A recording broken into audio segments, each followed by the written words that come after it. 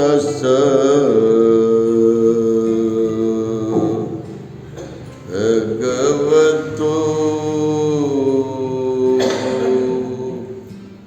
अरहतो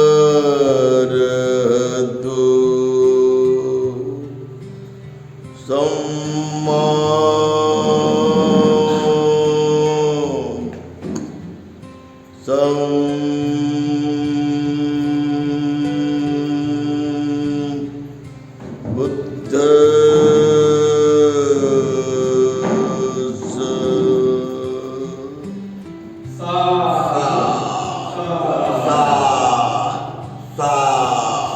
त्या भगवान अरहंत सम्यक संबुद्धांना त्रिवार पंचांग प्रणाम करतो.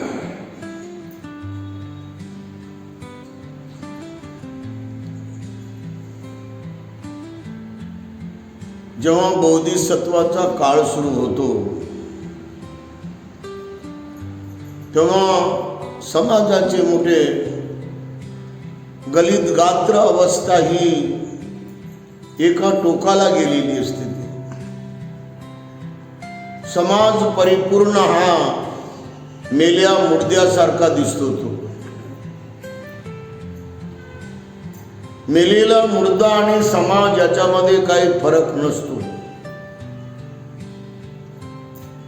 समाजाच्या अंगावर किती अत्याचार झाले, किती अन्याय झाले, किती क्रूर मनानं त्यांना बडवून सडकून त्यांना पूर्णपणे खूप परेशान केलं, तरी सुद्धा तो समाज सहन करतच राहत होतो. आणि अशी त्यांची अवनती ही वर्षानुवर्ष शतकानुशतक हे ब्राह्मणवादी विचाराचे लोक त्याची मजा घेतात, त्याची टवाळी करतात, त्याची विभत्सना करतात. त्यांच्या मार्फतच या संपूर्ण लोकांचे हाल जसे सुरू होतात तर तसंच त्यांच्या विरोधामध्ये घृणा, तिरस्कार, कपट, अमंगळ भावना सर्वत्र पसरवण्याचं काम हे षडयंत्र ब्राह्मणवादी विचारधारा, ब्राह्मणवादी पूर्णच्या पूर्ण परंपरा आणि रूढी याद्वारे केल्या जाते. त्यामुळे आजही खेड्यापाड्यामध्ये किंबहुना माननीय पंतप्रधान मोदी यांच्या गावामध्ये आज बहुजन समाजाच्या लोकांचा तिरस्कार होतो, त्यांची घृणा केल्या जाते, त्यांना उपेक्षेनं पाहिल्या जाते, त्यांना दुष्ट भावनेनं पाहिल्या जाते. त्यांच्याकडे कोणती साधी सहानुभूती कोणी करत नाही, साधी कळवळा करत नाही की हे माणूस आहेत, याला माणूस म्हणून आपण बघावं, माणूस म्हणून यांना आपण मदत करावी, माणूस म्हणून यांना सहकार्य करावं, अशी सुद्धा भावना आज उच्च पदावर बसलेल्या माननीय पंतप्रधान नरेंद्र मोदी यांच्या गावामध्ये आहे. त्यांना हे काय सांगता येत नाही का चांगलं का वागण्याबद्दल? त्यांना माणुसकीचा धडा उच्च पदावर देता येत नाही का?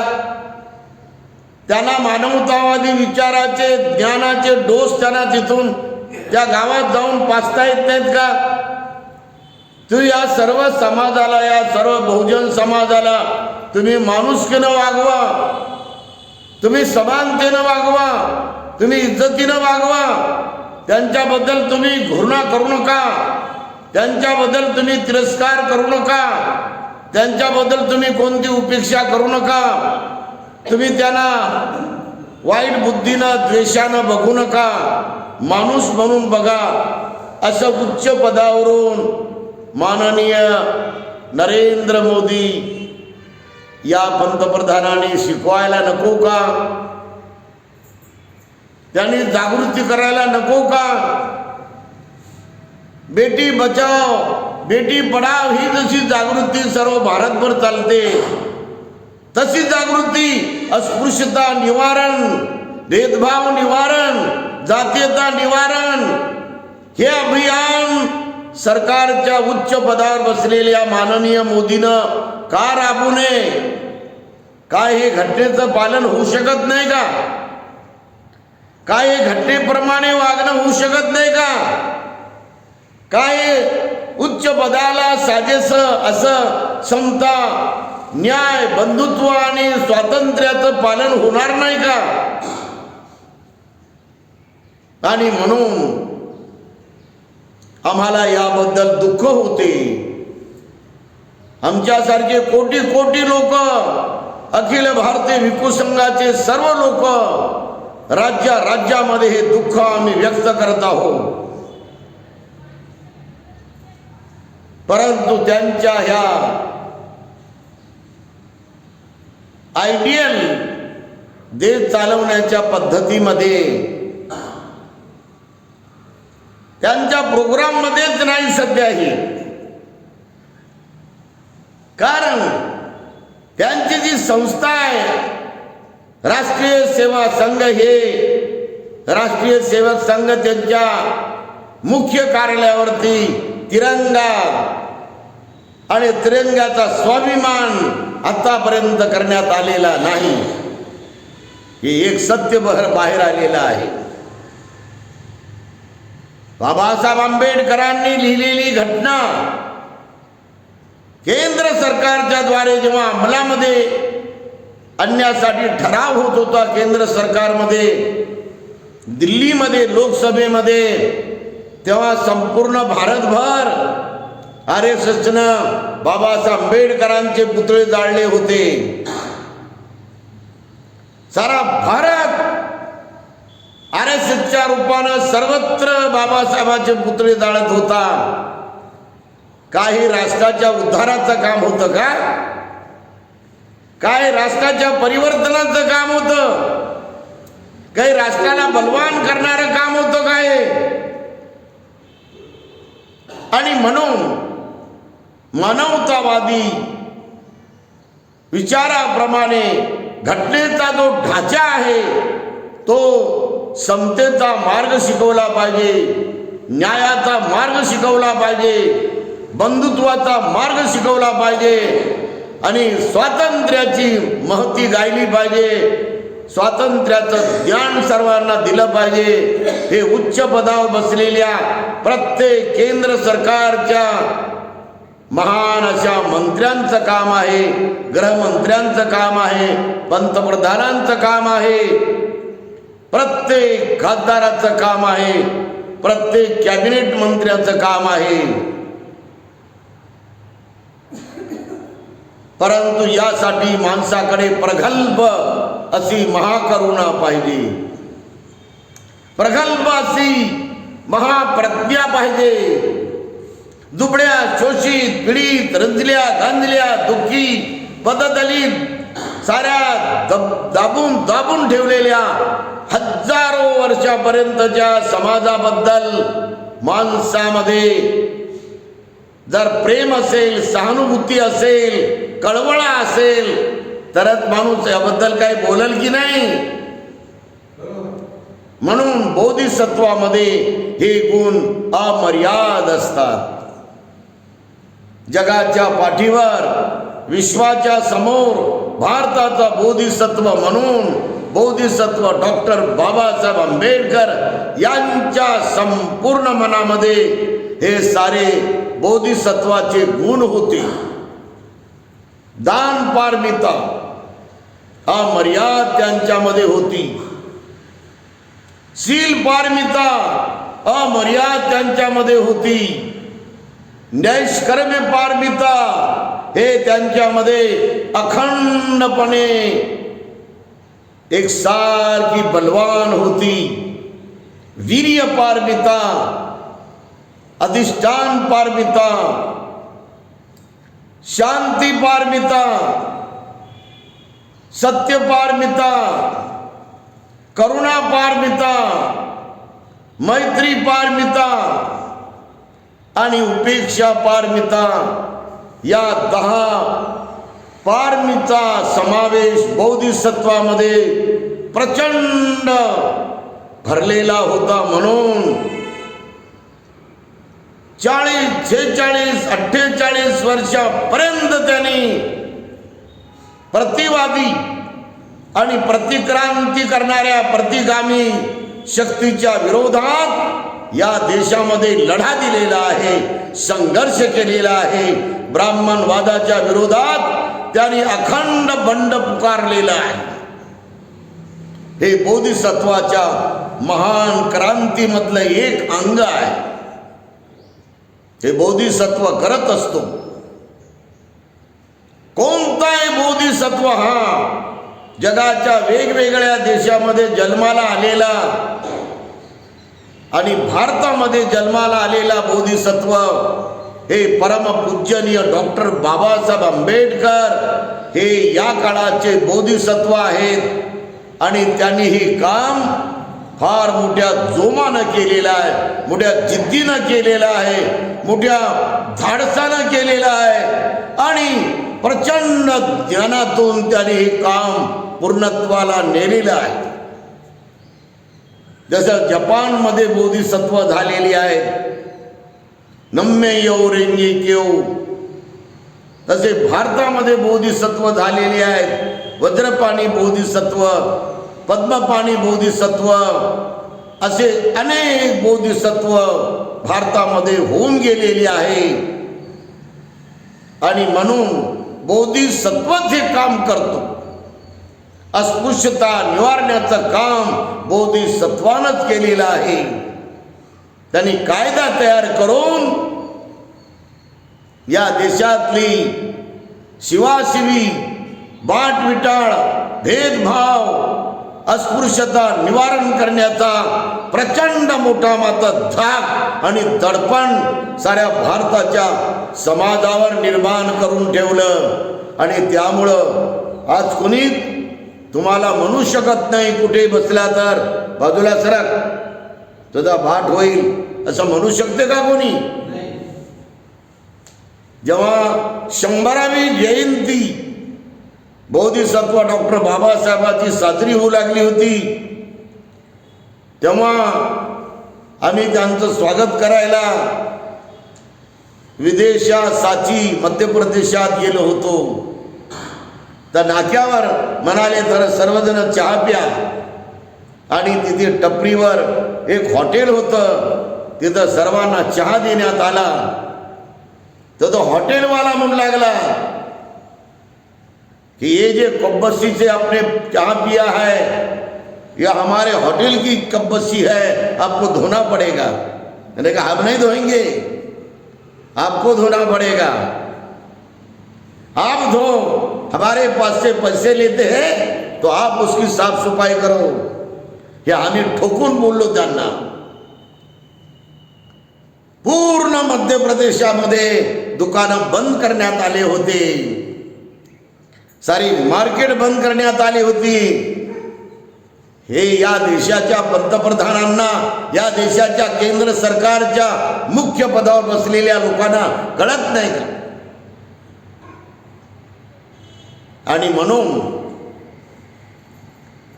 ही बाब फार महत्वाची आपण लक्षात घेतली पाहिजे. आज घटनेचं पालन प्रत्येक राज्यामध्ये, प्रत्येक राज्याच्या सर्व मंत्र्यांनी, मुख्यमंत्र्यांनी, कॅबिनेट मंत्र्यांनी हे करून सर्वत्र त्याचा प्रचार केला पाहिजे.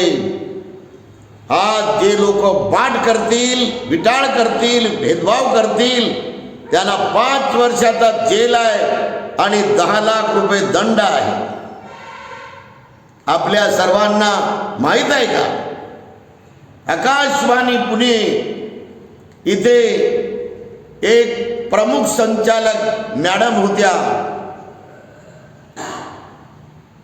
मला त्यांचं नाव आठवत नाही, परंतु त्यांनी इन्व्हायरमेंटमध्ये PhD केली होती. तर तिने आपल्या घरामध्ये, किचनमध्ये स्वयंपाक करणाऱ्या, भांडे कुंडे साफ करणाऱ्या आणि संपूर्ण घर निर्मळ करणाऱ्या बाईला विचारलं, का ग तू कुणाची आहेस? तू काय म्हणल्या मॅडम? अगं तू कोण्या जातीची आहेस असं मी तुला विचारते. मॅडम मी मराठा जातीची आहे, कुंभी. अगं अगं अगं फार वाईट झालं, माझं सारं घर बाटलं, माझं सारं पूर्णपणे स्वयंपाक पूर्ण खराब झाला, माझं पाणी बाटलं, माझे भांडे बाटले, माझं सारंच्या सारं खराब झालं असं ती आरडाओरडा करू लागली होती. मी जाते म्हणे आता पोलीस स्टेशनला आणि तिथे जाऊन तुझ्या विरोधामध्ये मी दरखास्त करते म्हणे, मी रिपोर्ट देते. तर ती बाई म्हणाली, बाई लवकर जा ना, निघा लवकर, जा तुम्ही लवकर. आणि ती गेली. तिथे SP साहेब बसले होते. 11 वाजता त्याला बोलली, म्हणाली, नमस्ते साहेब, माझ्या घरामध्ये कुंभी मराठा बाई आली, आमच्या ब्राह्मण मित्रांना ती बाई आणली आणि ती शूद्र बाई आहे, त्यामुळे माझ्या घराचं सारं वातावरण शिवाशिवीचं झालेलं आहे. माझं सारं अन्न खराब झालं, माझं पाणी बाटून गेलं, माझे भांडे बाटून गेले, माझे देवय बाटून गेले, माझं वातावरण पूर्ण बेकार झालं. तिच्या विरोधात तुम्ही माझा रिपोर्ट घ्या. तर ते SP साहेब म्हणाले, बाई जरा शांत व्हा म्हणे, तुम्ही असं काय बोलू नका. हे झाकली मूक 1.25 लाखाची आहे. तुम्ही जर असा रिपोर्ट दिला तर तुम्हाला तुझी अटक होईल आणि तुम्हाला दंड होईल आणि तुम्हाला जेलमध्ये 5 वर्ष राहावं लागेल. आता तुम्ही मुकाट्यानं जा आणि तिच्या हाताचं पाणी प्या आणि तिच्या हाताचं जेवणही करा आणि तिच्या हाताचं सर्वच करून घ्या तुम्ही. आता हे काळ बदललेला आहे. हे बोधिसत्व डॉक्टर बाबासाहेब आंबेडकरांनं केलेली सर्वात मोठी क्रांती आहे. म्हणून बोधिसत्वानं घराघरामध्ये लोकांच्या पावित्र्य निर्माण केलेलं आहे. सारे लोक समान आहेत, सारे समाज समान आहेत, सारे परिवार एक आहेत. कुणालाही भेदभाव करता येणार नाही. कुणालाही हा उच्च जातीचा, हा नीच जाती, शूद्र जातीचा असा तुम्हाला भेदभाव करता येणार नाही. अशी पवित्र दृष्टी, असा पवित्र आचार धर्म या देशामध्ये बोधिसत्वानं सर्वांना दिलेला आहे. ही त्यांची देण आहे, हे त्यांचं दान आहे. आणि असं मन बोधिसत्व लोकाला देत असतो. असं ज्ञान बोधिसत्व साऱ्या जमातीला, साऱ्या जातीला, साऱ्या घराघराला हे दान देत असतो. बोधिसत्व ही दान पारमिता त्यांनी पूर्ण केलेली आहे. अति उच्च पदावर त्यांनी सरते घराला दान दिलेलं आहे की तुम्ही या विचाराप्रमाणे वागा, तुम्ही या दृष्टीप्रमाणे वागा, भेदभाव करू नका, विटाळ बाट करू नका, अस्पृश्यता करू नका. हे उच्च ज्ञानाचं दान या महान घटनाकार बोधिसत्व डॉक्टर बाबासाहेब आंबेडकरांनी दिलेलं आहे. सर्वाला इज्जत समान द्या, सर्वाला माणुसकीनं वागवा, सर्वाला समानतेनं वागवा, सर्वाला माणूस म्हणून तुम्ही पवित्र नजरेनं त्यांच्या सोबत व्यवहार करा, संसारिक व्यवहार करा, धार्मिक व्यवहार करा आणि संपूर्ण व्यवहार करून माणुसकीप्रमाणे तुम्ही बोला, माणुसकीनं जगा, माणुसकीचे हक्क त्यांना द्या. माणुसकीचं वागणं बोलणं हे कायद्याप्रमाणे श्रेष्ठ मानलेलं आहे. अशी ज्ञानाची देण या भारतामध्ये बोधिसत्व देत आहे आलेला आहे. आज त्याला किती अखंड, किती वर्ष होऊन चाललेली आहे. बोधिसत्व अशी दान पारमिता पूर्ण करत असतो. या देशाच्या ब्राह्मण समाजाला त्यांनी असं हे दान, विद्या दान देऊन त्यांच्या मनातला अमंगळ भाव काढलेला आहे. त्यांच्या समाजाला, त्यांच्या धर्माला लागलेला कलंक अस्पृश्यतेचा कलंक बोधिसत्वानं पूर्णपणे धुवून काढलेला आहे. आणि म्हणून आपल्याला ही गोष्ट समजून घेऊन प्रत्येकापर्यंत याचं ज्ञान पोहोचवलं पाहिजे. जेव्हा बोधिसत्व हा अमेरिकेमध्ये कोलंबिया विद्यापीठात शिकून परत आला, तेव्हा त्यांनी ऋणानुबंधन घेतलं, उपकार जाणले की सयाजीराव गायकवाडांचं वचन आहे की माझ्या दरबारामध्ये माझ्या शासनात येऊन तुम्ही जे स्कॉलरशिप मी तुम्हाला देत आहो त्याची परतफेड करा. आणि जेव्हा तिथं ते आले बडोद्याला आणि स्टेशनवर उतरले, स्टेशनला उतरल्यानंतर जे लोक रेल्वेतून उतरले होते ते सारे लवकर निघून गेले बडोदा शहरात. आणि हे एकच स्टेशनवर पाहू लागले मला कोणी बोलायला येते का, तर तिथे कोणी आलं नाही. शेवटी या महान विद्वान महापुरुषांनी एका रिक्षावाल्याला बोलवलं, टांग्यावाल्याला, की इथे काही धर्मशाळा वगैरे आहे का. 2 महिन्यापूर्वी सयाजीराव गायकवाड यांच्या शासनाच्या पंतप्रधानाला इंग्रजीमध्ये पत्र लिहिलं होतं की माझी क्वार्टरची व्यवस्था तुम्ही करा, मला स्वतंत्र क्वार्टर पाहिजे. कारण सयाजीराव गायकवाडांच्या या स्वतंत्र शासनामध्ये सर्वात उच्च दर्जा हा त्यांना देण्यात आला होता. संपूर्ण राज्याचा सर्वात उच्च अधिकारी म्हणून त्यांची नेमणूक झाली होती आणि त्यामुळं त्यांना स्वतंत्र क्वार्टरची गरज होती. परंतु ते पत्र पंतप्रधानांनी फाईलमध्ये ठेवलं, तिथून काय ते पत्र पुढं सरकलंच नाही.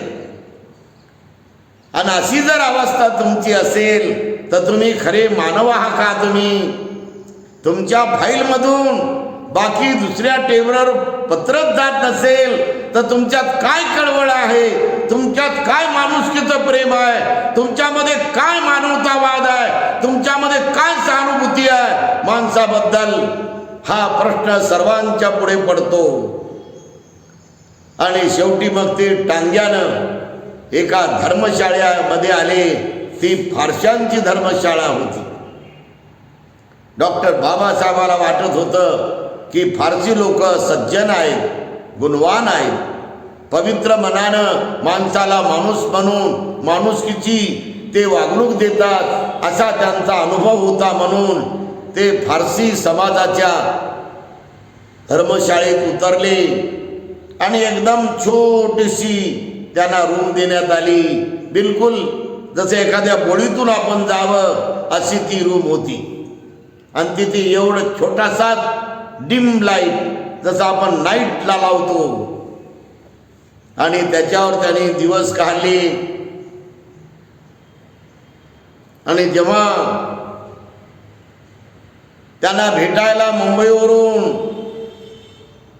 रमाबाईचे नातेवाईक आले, रमाबाई आंबेडकरांचे, तर ते ढसाढसा रडले की साहेब या अवस्थेमध्ये आपण कसा अभ्यास करता.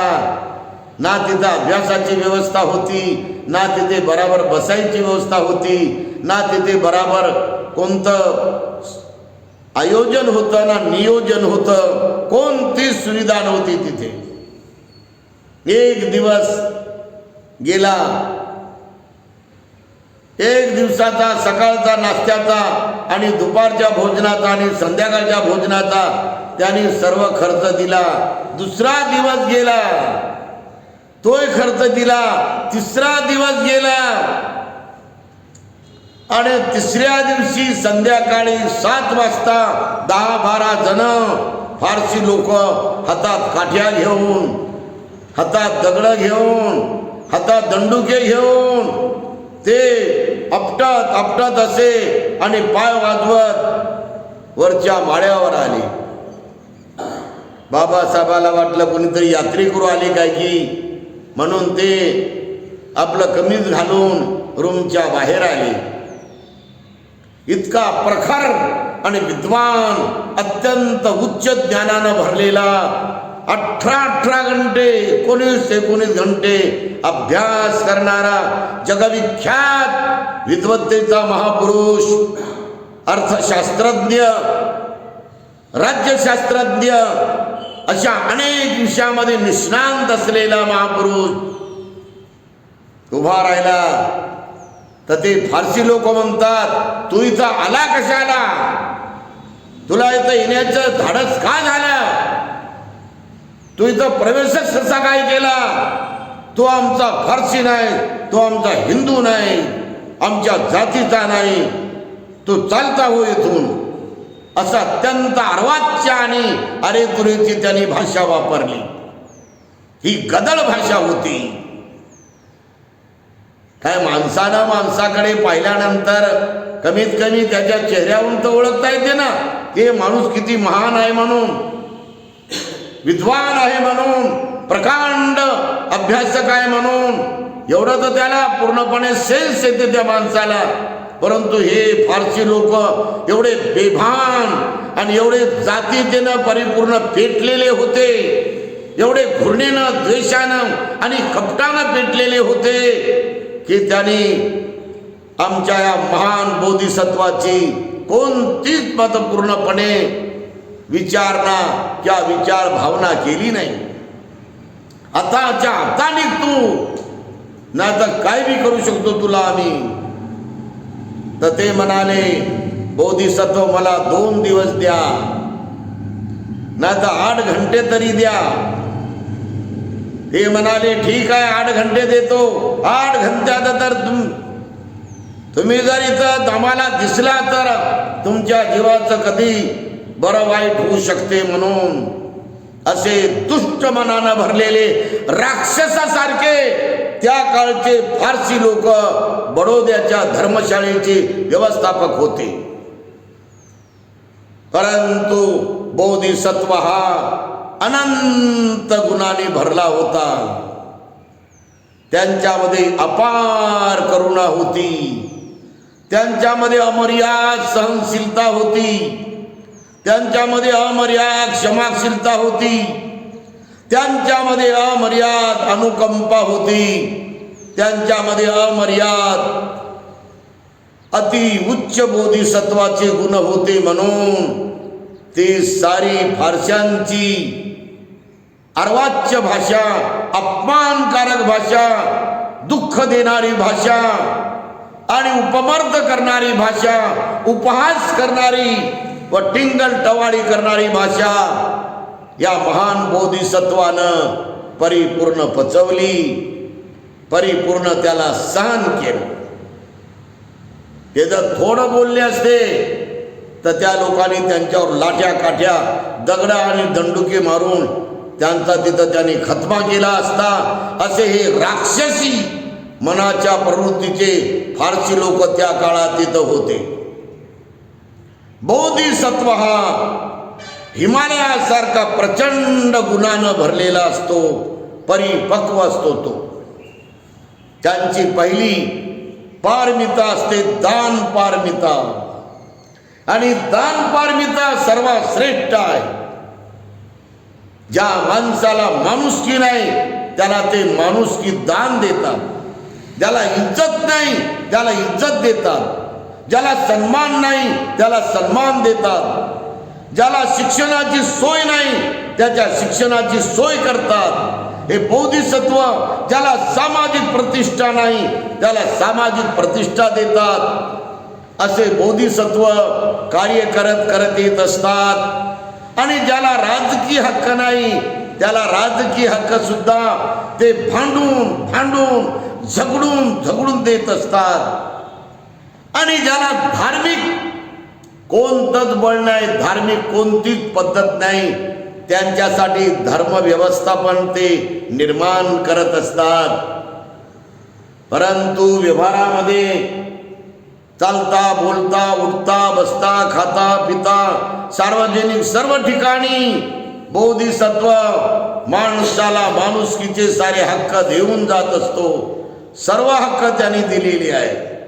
आज तुम्हाला कोणत्या हॉटेलमध्ये गेला, कोणत्या राज्यामध्ये तुम्ही गेला आणि तुम्ही चहा मागला, जेवण मागला तर तुमची जात कोणी विचारत नाही. विचारते का हो? हे बोधिसत्वाचं काम आहे. अशी विचारधारणा, अशी प्रचंड विचाराची लाट या देशाच्या प्रत्येक मनावर पडलेली आहे की हा माणूस आहे, याला माणुसकीप्रमाणे वागवलं पाहिजे. कारण हा आक्रोश, हे प्रचंड लढा 20 मार्च 1927 चौदार तळ्यावर निघलेला आहे. तिथे पाणी सर्वांना मोकळं करण्यात आलं. तुम्ही माणसं आहात, आम्ही माणसं आहोत.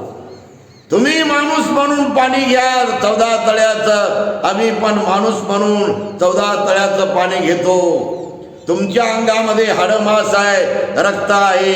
आमच्या अंगामध्ये हाडमास आहे, रक्त आहे. तुमच्या अंगामध्ये ब्रेन आहे, तुमच्या अंगामध्ये बुद्धिमत्ता आहे, आमच्यामध्ये पण बुद्धिमत्ता आहे. सारे मानव समसमान आहेत.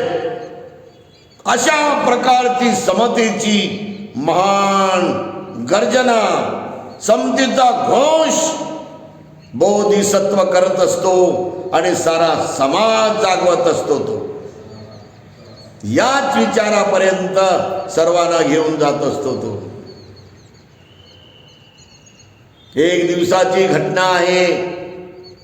असे हिवाळ्याचे दिवस होते, कडाक्याची थंडी पडली होती आणि त्यांची पहिली पत्नी तर गेली होती माऊली रमाई, परंतु दुसरी पत्नी सविता आंबेडकर ही मात्र त्यांच्या सोबत हे सकाळचे मॉर्निंग वॉक करण्यासाठी निघाले होते. हिंदू कॉलनीतून निघाल्यानंतर एल्फिस्टन तिथे पूल लागतो दादरचा आणि अलीकल्ला म्हणजे पूर्वेकल्ला हा पूल पूर्ण करून पलीकडला जो पश्चिमेकडला जो टोक आहे तिथपर्यंत ते गेले. त्या पलीकडल्या एल्फिस्टन पुलावर एक माणूस पूर्ण नेकेट होता, नग्न होता. तो त्याच्या अंगावर ईदभर कपडा पण नव्हता, फक्त अवघड जाग्यावर त्याने थोडंसं चिरकूट लावलं होतं.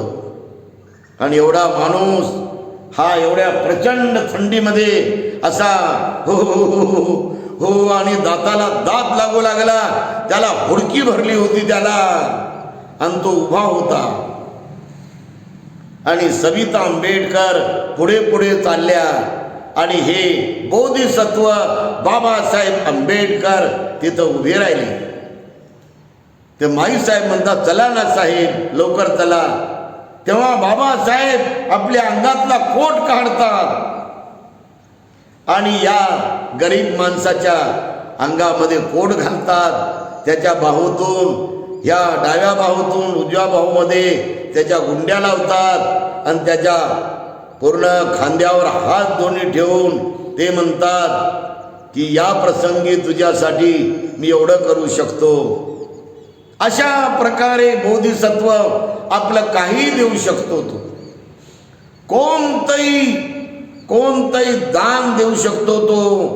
आणि अशा पद्धतीने त्याची उर्मी वाढवली, त्याला मदत केली, त्याच्या थंडीपासून त्याचा बचाव केला. अशा प्रकारे जीवाला जीव देण्याची बोधिसत्वाची दान पारमिता आपण पाहतो. कोटी कोटी लोकांना त्यांनी या देशामध्ये नरकातून बाहेर काढून सन्मानाचं आणि माणुसकीचं जीवन दान दिलं त्यांनी. सर्वांचं मंगल हो, सर्वांचं मंगल हो, सर्वांचं मंगल हो. साथ साथ साथ मंगल मैत्री आशीर्वाद. यंगुमितं अवमंगलंच योचा मनापो सकुनंच सद्दो पापगहो दुसपिनं अकंतं बुद्धानुभावेन विनाशमेन्तु धम्मानुभावेन विनाशमेन्तु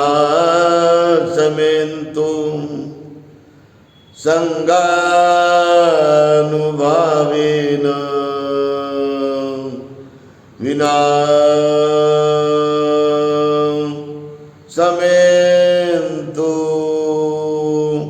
आयुवन्नो सुखं बल